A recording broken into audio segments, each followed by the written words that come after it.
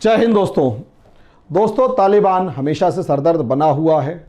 America हवाई हमले कर रहा है, अफ़गान फोर्सेस लड़ रही हैं और लगभग पूरे देश के अंदर उसने सिविल वॉर छेड़ दिया है। और हालात इस तरीके से हैं कि न जाने अब कितनी औरतें और बच्चे बेमौत मारे जाने वाले हैं और सिचुएशन ख़राब है।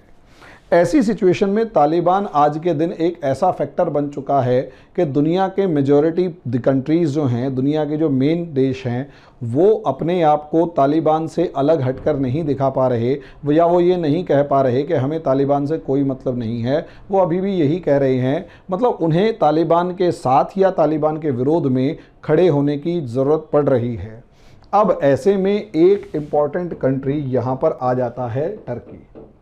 अब नॉर्मली मोटे तौर पर अगर आप देखेंगे तो टर्की और अफ़गानिस्तान के अंदर तालिबान, देखने में इनकी हरकतें एक जैसी हैं।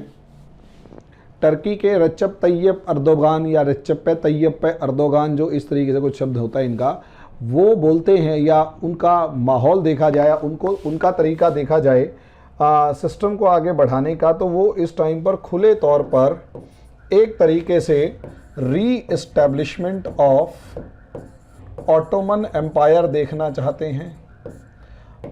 ऑटोमन एम्पायर यानी ऑटोमन एम्पायर, ऑटोमन साम्राज्य का जो डोमिनेंस था वो उसे खुले तौर पर देखना चाहते हैं। और वहीं, और यही रीज़न है, वो इस्लामिक रेडिकलिज़म को किसी भी तरीके से सपोर्ट करते हैं और अपने आप को इस्लामिक लीडर की फॉर्म में प्रोजेक्ट करते हैं।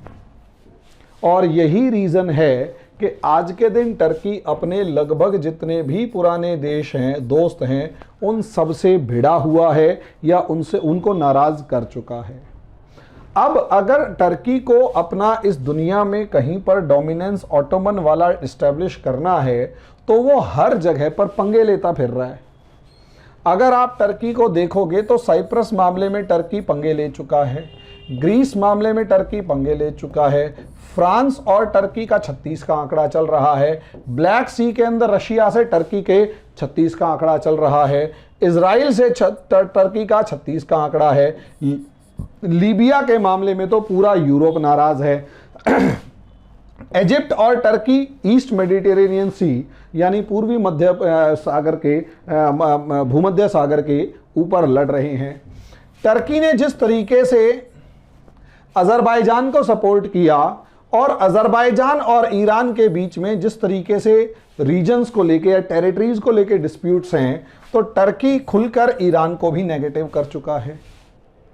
अब ऐसे में लड़ता तो जा रहा है, और सीरिया के अंदर कुर्दिश लड़ाकों के ऊपर जिस तरीके से हमले हो रहे हैं और लड़ाई झगड़ा हो रहा है, वो भी देखने लायक है।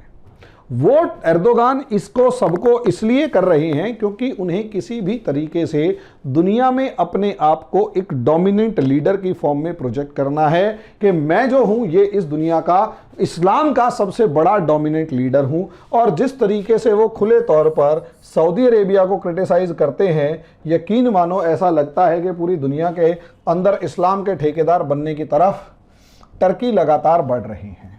अब ऐसे में दोस्तों टर्की ने एक प्लान किया जो अपने यूरोपियन यूनियन वाले जो नाराज हो चुके दोस्त हैं उनको खुश करने का भी एक तरीका था, और साथ में उनको खुश करने के साथ साथ वो किसी तरीके से इस मिडल ईस्ट के अंदर अपना दबदबा बढ़ाना चाहते थे। यस, और उसका तरीका क्या था? उसका तरीका ये था, उन्होंने डिमांड करी कि काबुल के अंदर जो मेरे 500 सोल्जर्स, टर्किश सोल्जर्स हैं, वो काबुल एयरपोर्ट की सुरक्षा के लिए तैनात रह सकते हैं अगर यूरोपियन यूनियन चाहे तो, और मैं इस ठेके को, इस सरदर्दी को या जिम्मेदारी को लेने के लिए तैयार हूं।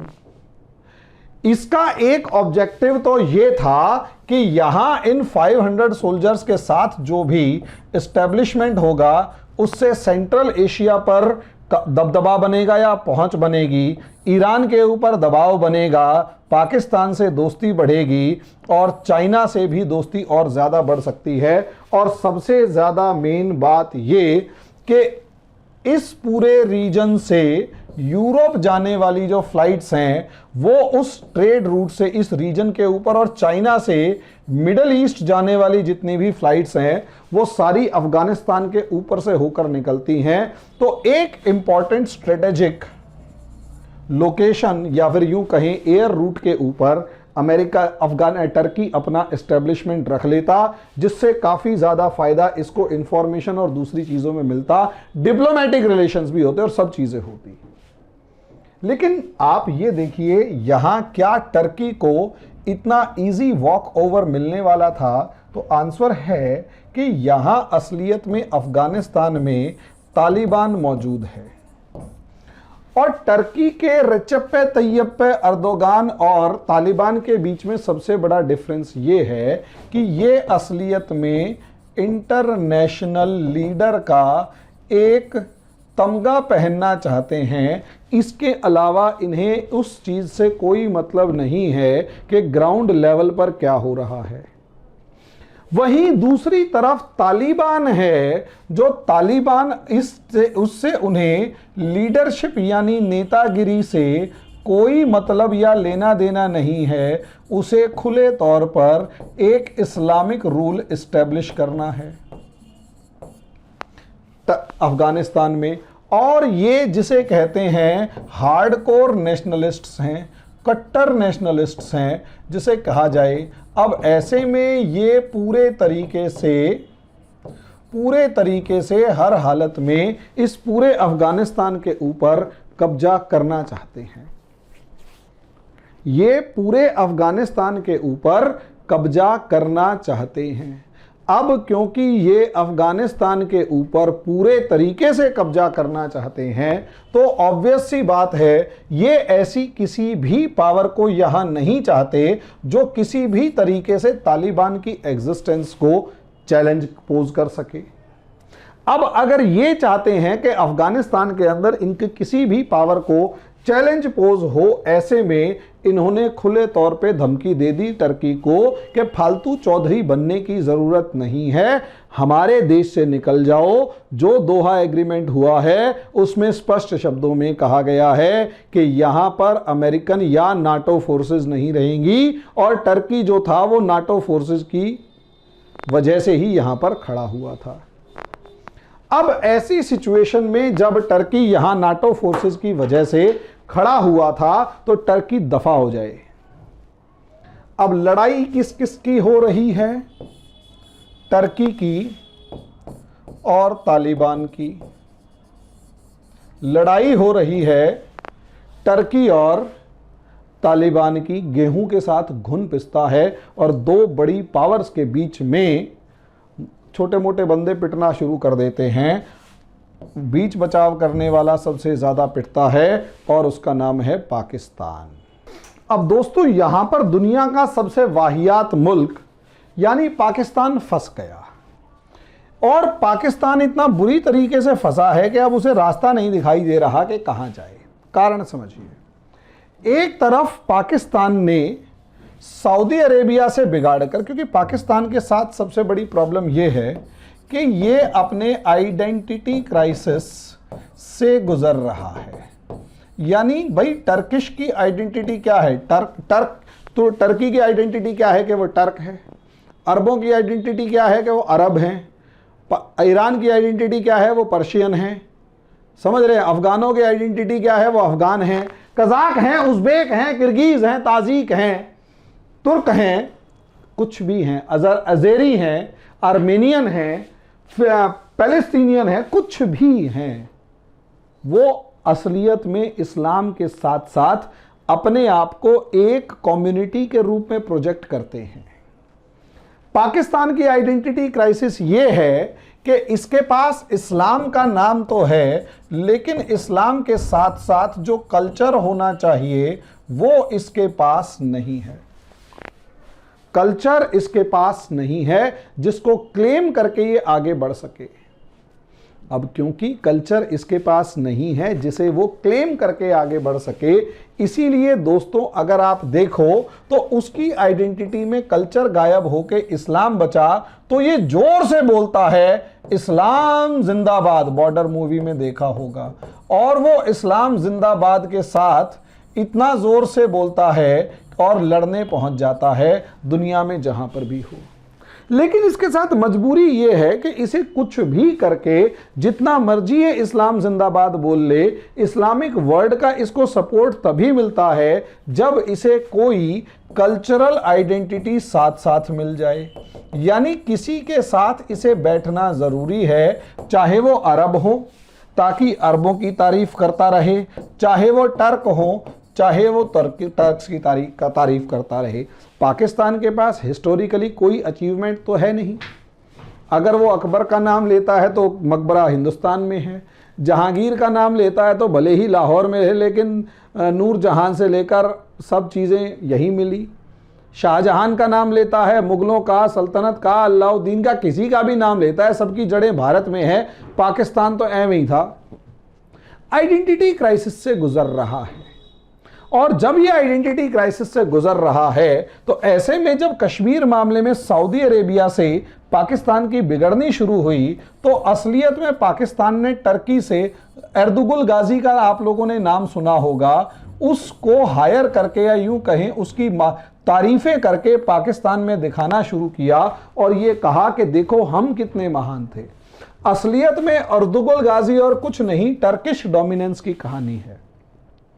इस्लाम में भी उन्होंने इस्लाम को मानने वालों को भी उतनी बुरी तरह काटा जितने नॉन इस्लामिस्टों को काटा।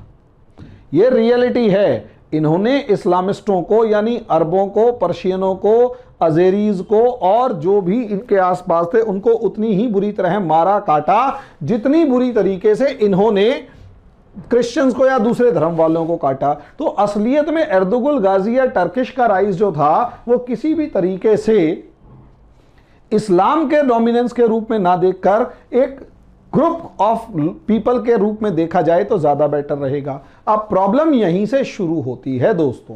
प्रॉब्लम यह शुरू होती है कि पाकिस्तान ने क्या किया, पाकिस्तान ने एर्दुगुल गाजी के लिए एक आइडेंटिटी उधार ले ली और पाकिस्तान ने अपने बैकयार्ड में पाल पोस रखा है तालिबान को कि तालिबान के दम पे अफगानिस्तान के ऊपर डोमिनेंस एस्टेब्लिश करेंगे। अब दोनों तालिबान और टर्किश लड़ रहे हैं। अब टर्की के नाम पर सऊदी अरेबिया से बिगाड़ चुका है, OIC का पैरेलल ऑर्गेनाइजेशन खड़ी करने की बात कर चुका है, टर्की को अपना माई बाप मान चुका है और मतलब कल्चरल फादर मान चुका है और तालिबान को कहीं ना कहीं अपना नाजायज औलाद मान चुका है। अब ये बिल्कुल ऐसा ही है कि नाजायज औलाद का एक अपने कल्चरल दादा से लड़ाई हो चुकी है, जिसके पास तालिबान के पास अपना कल्चर है, पाकिस्तान और टर्क्स के पास अपना कल्चर है और वो सदियों से लड़ते आ रहे हैं। क्योंकि माने या ना माने टर्की का एक जो पॉजिटिव एस्पेक्ट है या यूं कहें हमदर्दी है, वो कहीं ना कहीं तुर्की, उज़्बेकी और ताजिकों के साथ कहीं अच्छी खासी है।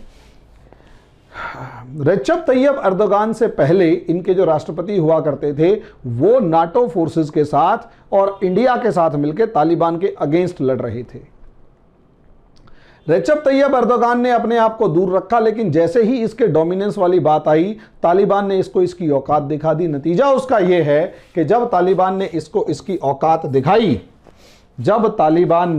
इसकी औकात दिखाई, उसका सीधा सीधा असर यह हुआ कि अब पाकिस्तान फंस गया कि वो तालिबान का सपोर्ट करे या टर्की का, क्योंकि टर्की उसके ऊपर डोमिनेंस करने की तैयारी कर चुका है कि मैं तो पूरे पावर कैप्चर करूंगा और इसको दबाऊंगा और तालिबान इसको भगाने पर तुला हुआ है। बीच का रास्ता निकलता हुआ दिखाई नहीं दे रहा और अगर तालिबान ने टर्की पे हमला किया तो टर्की पाकिस्तान को बजाएगा और अगर पाकिस्तान ने तालिबान को रोकने की कोशिश करी तो फिर तालिबान फिर पाकिस्तान को बजाएगा। शॉर्ट में पिटना पाकिस्तान ने है। बाकी आगे क्या होता है वो तो अब आने वाली खबरों के अंदर ही पता लगेगा।